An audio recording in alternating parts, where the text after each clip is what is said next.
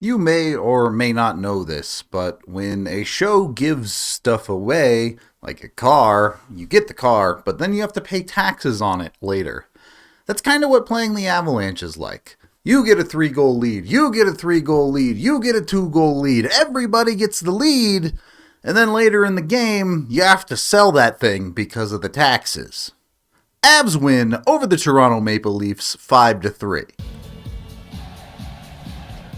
First period of this game was pretty terrible. The Avs got dominated for the majority of it. Not really any excuses. What I can at least say for the positive is I don't fault the Avs for the first goal against. If you're really nitpicking this play, there's two things. First, the Avs lose the defensive zone faceoff. If they win that, Toronto just never gets possession, but that happens about 50% of the time. Second, this missed shot from Toronto. LOC gets an opportunity to potentially clear this along the near wall, and he's not able to do so. That's a tough situation, and you end up with a rolling puck coming back to the point in Max Domi. The defense is good here. The challenge is on. The Avs have most of their men marked up. There's nothing really dangerous going on here, but a fluttered puck, this is not a good shot. It just gets floated towards the net. Not only does it slip through a Leaf, it hits off of Josh Manson's chest area and redirects through and past Georgiev. That's tough, man. Silly bounces happen. I can live with that. You don't love that the Avs continue to give up the first goal of the game to teams, but you know what? You can overcome some things. Clearly, the Avs overcome a 3-goal deficit in this game. I don't know. They seem to be sustainable at doing that, which makes no sense to me, but if they can do it, they can do it. The second goal, on the other hand, has one critical problem. This play really should be a nothing burger. Morgan Rielly is going to skate the puck out of his own end here. Do the Avs get caught a little bit on the forward side? I mean, I guess you have 2 forwards deep, but not really. The Avs are there. They're defending Rielly. They force him to flip a puck into the zone. The rest of the Leafs are changing. Again, this is a nothing play. As this puck flips towards Devon, he gloves it down to himself, and he just misplays it a little bit. As he bounces it down to himself, he puts it in his skates just a little bit too deep that he has to try to adjust to make the play on the puck. Rielly is right there. He just throws a stick at it and is able to get the poke check on him. Taves has slowed up here, and Rielly's just gone past him. And you also had Makar just not reacting to the play. Stuck even with Taves instead of circling back to help him in case anything goes wrong. And that leaves Rielly on a breakaway, and he finishes the backhand. Yeah, that's a pretty big mistake from Taves. I think it's justified to be concerned about things like this, because in the playoffs, coming back from 3-goal leads is something that's just not going to happen. It's not supposed to happen in the regular season too, but the Avs have now done it multiple times with a 3-goal lead, a bunch of times with a 2-goal lead, so I don't know if it's just something in the air, what it is with the league this year, but the Avs can clearly keep doing this, so just accept it. And then the third goal against is just a mess. As the Leafs keep a puck in the offensive zone here, it gets thrown towards the net. That initial shot takes a funny bounce. Georgiev doesn't handle the rebound very well, and now it's a loose puck scramble in front of the net. And you're going to see, eventually here, Sam Girard is going to take 3 or 4 whacks at this, trying to stuff it in under Georgiev and get a whistle. But there's clearly no communication here. It doesn't look like Georgiev particularly is trying to help Girard freeze this. So eventually it just comes out, and by that point, Georgiev has been knocked over. I guess he really didn't get bumped very much. I'd like to see him be stronger on his skates.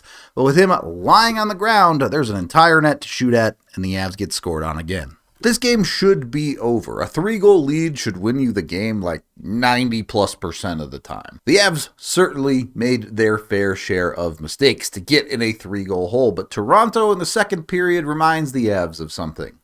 The other team can make mistakes too. The Avs get a power play opportunity pretty early in the second that leads to an interesting situation. A power play opportunity for the Avs, critically, we saw earlier the Avs lose faceoffs that lead to goals. They win this faceoff, and Ross Colton gets bopped in the head during it. So the Avs get a delayed penalty call as well. They're going to head towards a 5-on-3 here if they let Toronto touch this puck. The funny thing is, you see this situation develop, the Avs are able to get set up in the offensive zone, and then Toronto actively avoids playing the puck because it would lead to a 5-on-3. McKinnon just touches this puck down to Ross Colton. And TJ Brody actively moves out of the way of this puck. He recognizes that it's going to be a 5-on-3 situation if he touches it, and he wants to kill more time off of the penalty. Logically, that kind of makes sense. The part of it that doesn't make any sense is as this puck goes right by him, You're now giving up a grade A opportunity, as the Leafs have essentially just quit playing hockey, waiting for someone to touch up and make it a 5-on-3. Colton, recovering from getting hit in the face, is able to slip it right to the slot on a now undefended Jonathan Drouin, and the Avs make the Leafs pay for getting cute. So when the other option is giving up a goal, you should probably touch the puck on a delayed penalty. Credit to Ross Colton for jumping onto that top power play unit and making things work, though. With no Val Nichushkin, he's able to get in there and be effective. So, the Avs have a little bit of life, but you don't get your hopes up at that point. It takes another goal to get there. After a great chance just gets by McKinnon, the Avs are able to keep this puck in the zone with Mikko coming in. And I'll be honest here, I want to see Mikko be stronger on this puck.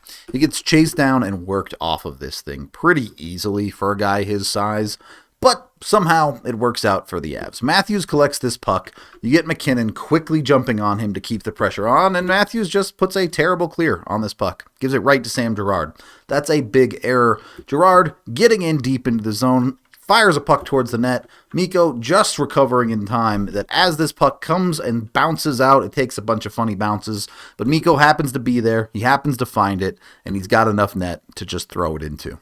Is that rebound a fortunate bounce? Sure. Toronto had also had fortunate bounces in this game, and just like that, the Avs have a 1-goal deficit. That's not a big deal. That's a hockey game you can play in. It's the Avs stars that get them back into this game. A power play goal, and then Mikko Rantanen finishing on that one. And the reality is, when you fall behind, you need your stars to do that. You need them to get you back into this game. But even on a night where the Avs' depth was extremely depleted, they were playing Caleb Jones as a forward in this game, they're still able to get something out of their depth. This is not pretty hockey. You have a puck deep in the zone. Depth lines doing what depth lines do. They get in there, they battle. They don't even necessarily win pucks, but they just keep on working. Pucks bouncing around, chaos. Josh Manson stepping up, all sorts of nonsense as the Avs just continue fighting for a puck. Eventually, it gets thrown back for a great opportunity from Cogliano. He kind of biffs it. It's not a good play, but he follows it up, he gets back to the puck, he keeps the Avs alive.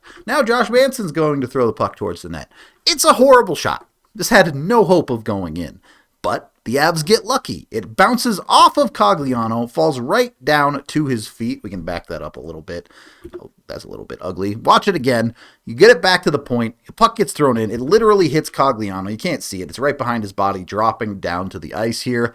Leafs just got a little bit loose. They just give Cogliano a little bit too much room in the high slot. He's able to reload and fire this puck again, and it goes in. Is it ugly? Is it weird? Is it greasy? Yes, but that is what depth goals are supposed to look like. You're not going to beat people with skill at the bottom of your lineup. You're going to beat people by outworking them and getting rewarded for it. And honestly, through the second and third periods, the Avs were the significantly better team. When you look at Toronto blowing this game, it's like looking in the mirror to some of the games the Avs have blown this season. And I gotta tell you, it's a lot nicer to be on this side of it. Toronto is not a bad hockey team. Don't let anybody tell you that. They're not as good as the Avs, but they're not a bad team. They have a ton of high-end scoring talent, and the Avs kept all of those dudes off the score sheet. Not just that, but Austin Matthews was a -3 tonight. John Tavares, a -2. Morgan Riley, who got a free breakaway goal, was also a -2. The Avs' best players kicked Toronto's best players' heads in. They were just better. Which leads us to our game-winning goal. Nathan MacKinnon is just a man on a mission this year. The Avs' top line is able to break up the ice quickly here with some neat puck movement and create a 3-on-2. Not what you want to give up if you're the Leafs. This is McKinnon, Rantanen, and Drouin. But the guys the Avs have out in this game, this is their best set of 3 forwards. Drouin gets the line, drops it to Mikko. Mikko gets it over to McKinnon. Nothing too fancy here. But my partner on the podcast and AJ always talks about this defensively. If you're going to slide as a defenseman, you need to slide into the puck. You need to make sure your body is going to go through that puck if you slide. Because if you don't, and you slide around the puck and through, a player like Nathan MacKinnon is just going to sidestep you, and you're going to fly off into the corner, and suddenly Nathan MacKinnon has the puck undefended on your face-off dot. That's not something you love. Nathan MacKinnon's going to beat Martin Jones clean. So the Avs climb all the way back. They ultimately get an empty netter for Ross Colton to win 5-3. And the thing about this game is that it was very businesslike. Yes, of course it's terrible that they give up 3 goals and go down 3-0 early. But there was never any panic from this team. There was never any concern. There was never even anything that gets too high as they started their comeback. They got their goals, they got focused, they picked themselves up, and they went in and did what they had to do. This is a team that cares about one thing: results. And while I'm never going to love the way this result got to it ultimately, they did get to it. It's kind of funny. In a lot of ways, this team reminds me a lot of the 13-14 Avalanche, with the cardiac kids always coming back, always some late game heroics, this, that, and the other thing. The one key difference is this team is actually good. The Avs are building a reputation of a team that is really hard to play against. No lead is safe, and you have to finish them. It's honestly a pretty darn good place to be in. That is the end of this game video review. Thank you for watching. Head on over to thednvr.com for all of our coverage. I am Rudo, and as much as I love comebacks, can we relax a little bit?